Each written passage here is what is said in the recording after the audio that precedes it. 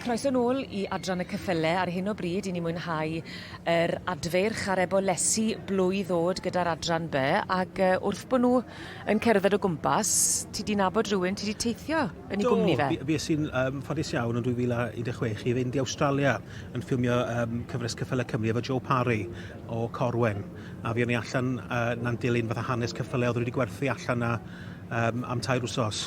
So gwario 2 wsos yn chwilio am pre-cop a nadredd dan y gwely a pethau fel yna. O, wnaethoch chi ffindo rai? Na. O, oce. Falch o glywed. Falch o glywed. Tipyn o straeon. O ie, gaethon ni amser da arbennig. Lleddechmygu. Felly, edrych ar ein nawr te, yr Ebolesi ar adferch eto yn rhannu y dosbarth fel yr arfer. Ac 9 wy'n credu sydd wedi dod mewn i'r dosbarth yma allan o 1 ar 15 nath gofrestru yn y lle cynta. Dyma ni Liesl Burt yn arddangos. Wedi gweld hi ambell gwaith yn barod 2-6-3. Melai Rosie yn berchnogaeth hi mae'n debyg. Kerry Wainwright yw hon. Sgelon Seville. Dyma'r Sgelon Casanova ac allan o Sgelon Chloe Nini. Kerry Wainwright wedi bod yn llwyddiannus iawn yn magu ceffylau ar adran B dros y blynydde. Unwaith eto yn y dosbarth yma, y gwahanol liwiau, ac o ti'n crybwyll gynnau mai glas yw'r lliw ni'n gweud am llwyd yn byd y ceffylau. Wel ie, dwi'n arbenigwr chwaith ar y lliwiau I gyd, ond siw fydd rhywun yn cwiro fi. Ond da ni glas ar gyfer y rhai gwyn ac sy'n edrych yn llwyd. A wedyn maen nhw'n sôn am llwyd neu llaeth a cwrw ar gyfer y duns. Yn lliw melyn, wrth gwrs yw chestnut, coch, y rhai beis. Ac a wedyn hyd y gwni Palomino di Palomino. Dwi'n siŵr gen I rhywun yn sgrifennu fewn. Ie, sgrifennu fewn? Wel, na ti'n mynd nôl blynydde? Just, neu e-bost. Neu trydar fach. Nawr te. Ac yn y dosbarth yma, ni'n gweld, gyda'r Ebolesi ar adferch Blwydd Welsh, mae yna dipyn mwy o faint. Oes, mae'r rhain wrth gwrs, y rhai blwydd, mae yna mwy o faint a corff iddyn nhw, maen nhw'n dechrau datblygu ymhen rhyw mis a hanner, fydden nhw'n rhain yn 10 flwydd. Dechrau mis Ionawr. So, mae yna dipyn ei fetrwydd I rhain ac yn edrych mwy fatha siap y fydden nhw'n y dyfodol.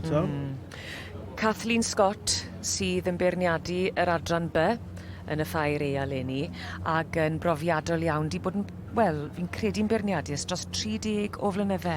Yndi, a Brydfa Bryndefau wedi bod yn llwyddiannus iawn gyda dipyn o waid. Maen nhw wedi bod yn llwyddiannus yn yr adran A gyda'r march Ffrae Ysbraicli wrth gwrs ar hanesyddol ac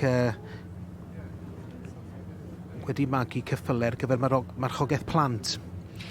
A'i brawd wedi bod yn rhan allweddol o sefydlu Brydfa Bryndefed, Sandy Anderson yn 1982, ond Sandy Anderson gwahanol i'r un ni'n clywed fel arfer. Wel, mae Sandy Anderson Albanwyr yw'r ddau ohonyn nhw, ond so Sandy Anderson yn brawd I Kathleen, a yn allweddol iawn yn y Brydfa.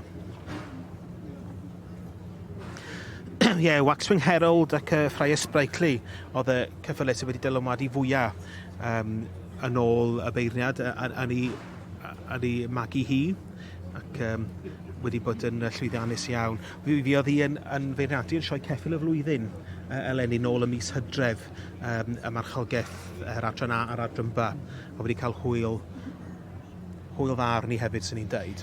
Nawr, wy'n credu mae'n y safle cynt ar hyn o bryd mae Cadlan Valley Princess Charming allan o'r march Pettibec Prince Charming a'r gaseg Cadlan Valley Georgette. Y Georgette wedi bod yn llwyddiannus iawn ennill fan hyn yn y sioe frenhinol. Ac wrth gwrs y teulu Hayley Grota o Llandidoch. Brydfa Cadlan Valley. Dwi'n gweld, os ewn ni trwy'r catalog yma, yr adran yma, dwi'n gweld Brydfa Cadlan Valley'n cropio fyny o hyd. wedi bod yn llwyddiannus iawn yn magu ceffylau arbennig.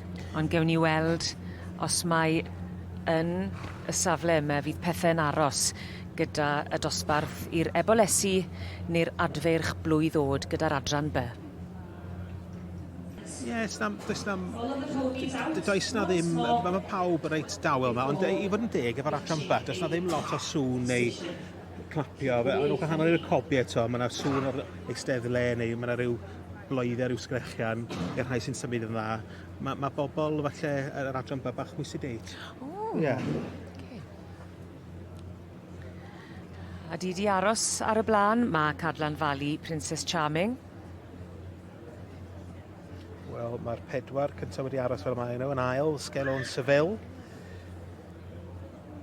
Yn drydydd wedyn, Cyltops Zara, dyma'r Henir Dering Do. A Catherine Scott. Wedi gwenu trwy'r cyfan yn dydy, y feirniadu i gyd. Achos dyma i dosbarth hola, bydd I gwaith hi'n dod I ben ar ôl y dosbarth yma. Wel, pencampwriaeth. Heledd. Wrth gwrs. Siwt lle ni'n ngofio. Lwcus bod ti yma, David. Wel, ie. Siwr bod pawb. O'n I llythrenol yn rhoi'r cart o flan y ceffyl fyna, dwn ni. Dyma ni, Cadlan Valley Princess Charming yn ennill y dosbarth i Ebolesi neu adferch blwydd yn yr adran B. Nice.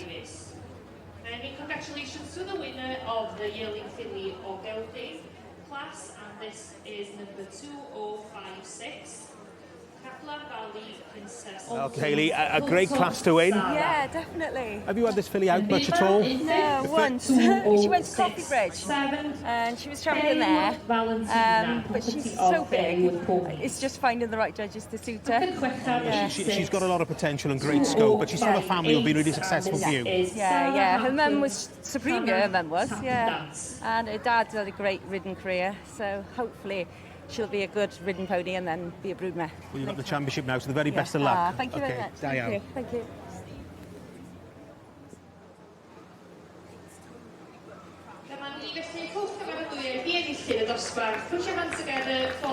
Mae'n meddwl gyment I dderbyn y carden a'r hosglwm goch.